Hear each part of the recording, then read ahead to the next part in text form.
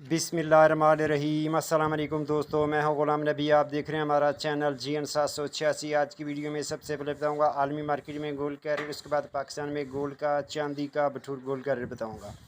कल की निस्बत गोल्ड रेट में इजाफा हो चुका है। पहले बात करते हैं आलमी मार्केट की। आलमी मार्केट में इस वक्त जो गोल्ड का रेट है वो $3,332 फ़ी औंस पे मार्केट है और एक औंस का वज़न होता है 31 ग्राम 100 मिली। अब दोस्तों यहाँ बात कर लेते हैं local liberty market Gulberg 3 Lahore Pakistan. आज तारीख है 22 मई 2025। आज 18 कैरेट फ़ी तोले का रेट 2,62,500 रुपये फ़ी तोला। 21 कैरेट फ़ी तोले का रेट 3,06,250 रुपये फ़ी तोला। 22 कैरेट फ़ी तोले का रेट 3,20,833 रुपये फ़ी तोला।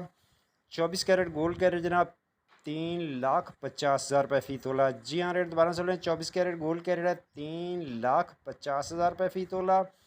चांदी है 3,400 रुपये फ़ी तोला। बटूर लोकल गोल्ड का रेट है जनाब 3,46,500 में सेल है। बटूर की वापसी खरीदारी 3,45,000 रुपये फ़ी तोला और पेशावर में पक्का तोले का रेट 3,62,000 रुपये फ़ी पक्का तोला। मिलते हैं नेक्स्ट वीडियो में। अल्लाह हाफिज़।